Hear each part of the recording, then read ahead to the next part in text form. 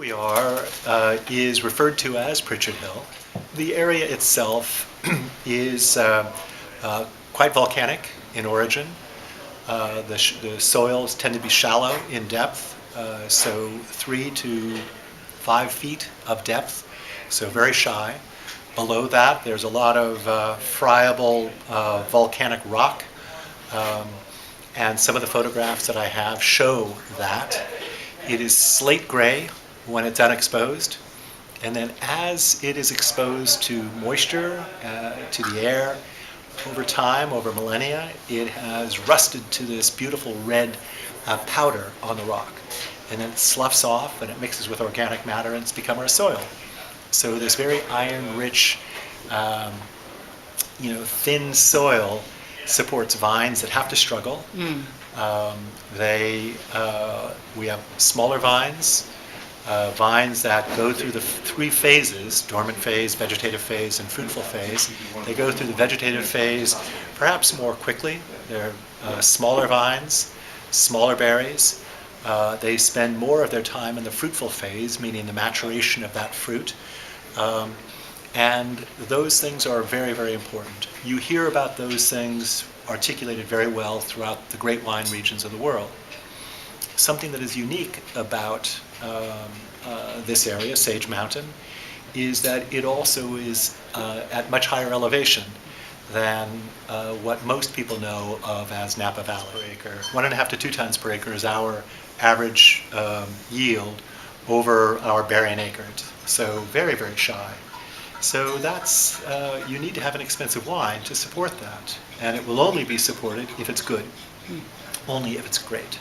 So Continuum is the one wine on which my family's long history has a bright future. It's got to be right.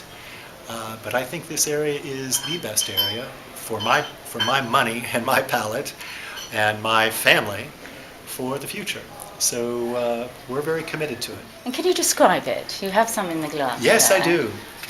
Well, our goal has always been to have wines of elegance, wines of layers, wines of finesse, but wines of ageability.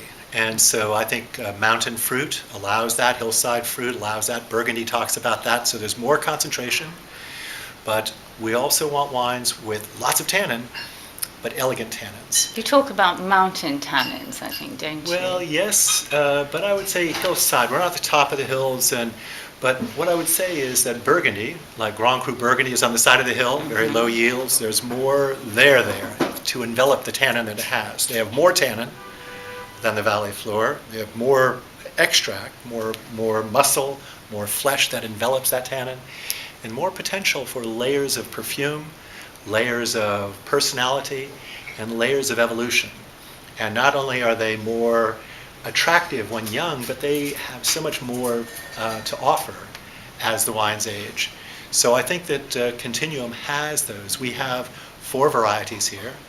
The 13 vintage is an important vintage for us. It is the first vintage through our new winery there, with oak fermentation and cement, no stainless steel. It is, I could go into the winemaking, but we have here the first 140, 100. And we have this dove, which is not normal on our label. My daughter Chiara designed, this is a shadow painting of a Cabernet Franc vine that I planted in Tocolon. It's a Cabernet Franc vine that I planted in Tocolon about 30 years ago. It's called Light of the Vine. So it captures the light, which is fundamentally what we're drinking. Galileo said that wine is light held together by water. So, but this is one for the first year through our new cellar in 2013. 40 is the number of years that I have been a full-time professional wine grower. And 100 is to honor the 100th anniversary of my father's birth. So he was born in 1913. So we wanted this done to honor him. And the dove depicts an angel over the vineyards and winery, which kind of depicts my father. So at any rate, that's the story behind the label. Napa Valley is typically the valley floor. The soils are quite deep. The abundance of water is quite readily available. The vines are bigger. The berries are bigger. And certain areas like Tokelon do a very good job, but they also do that on a much larger yield. And that was fundamental. That's part of why they exist today, is because they did have higher yield and lower cost than the hillside. The German immigrants that immigrated, like Charles Krug in 1861, Otto Jacob Schramm in 1862, the Beringer brothers in 1874, they planted in the hills. But the hillside plantings didn't get through the triple threat of Prohibition, phylloxera, and the Depression. So the valley floor maintained its planting, and that is how Napa Valley is known. But today, given that our economic opportunity is far greater than it was during Prohibition, and even when my father started Robert Mondavi Winery in 1966, the economic opportunity is much greater. So we have an opportunity of doing what we think is the absolute best, because if we do produce the best quality, then there will be a market for it at much more expensive prices. So to put that into a more specific context, the 1966, my father's first vintage of Cabernet Sauvignon from Robert Mondavi Winery was an expensive wine.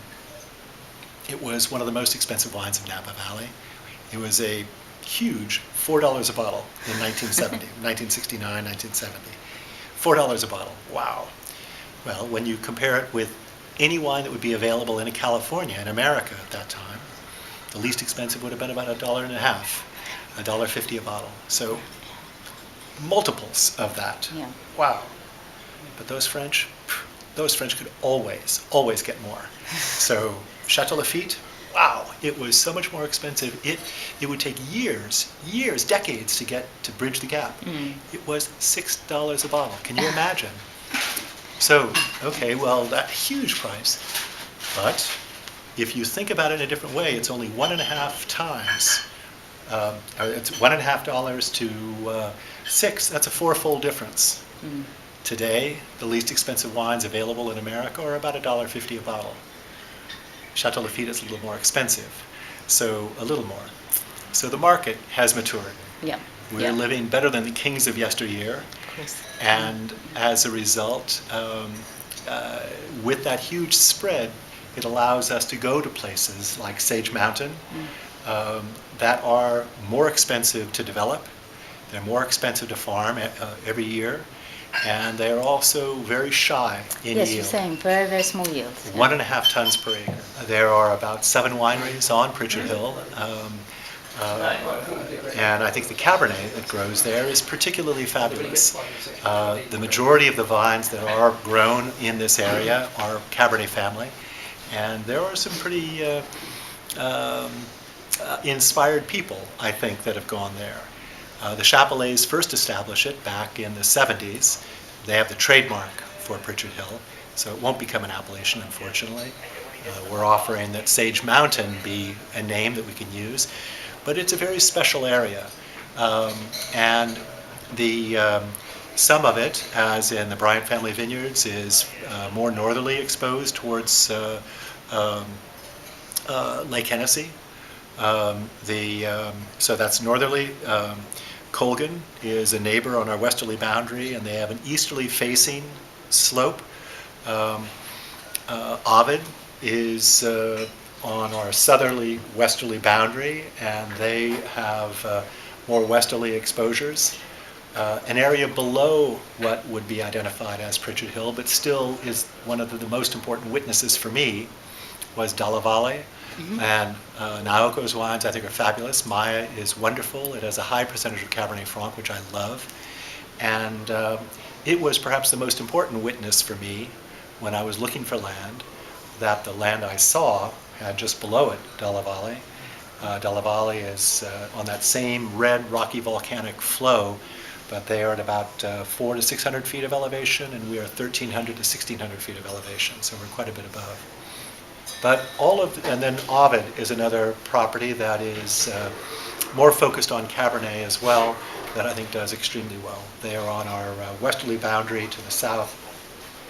And now you have 4 of your children working with you, Yes. so the legacy continues, doesn't it? Yes, I think so. And currently, I'm very proud of the fact that my sister is working with me, and 4 of my 5 children are working with me.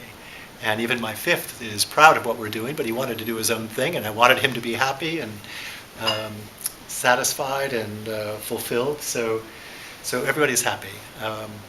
My daughter Chiara, who is our artist, and also went back to school in viticulture and enology, will be spending time with Thomas Deroux at Chateau Palmer this harvest. So we'll be missing her from Continuum, but she will be there with Thomas. Thomas worked with us in California for many years, and then also in the south of France with us, and then at Ornellaia with us, and then he went back home. He went back home to Bordeaux, and so he remains a good friend. And but yes, I'm delighted to have my 4 children working with me. Thank you.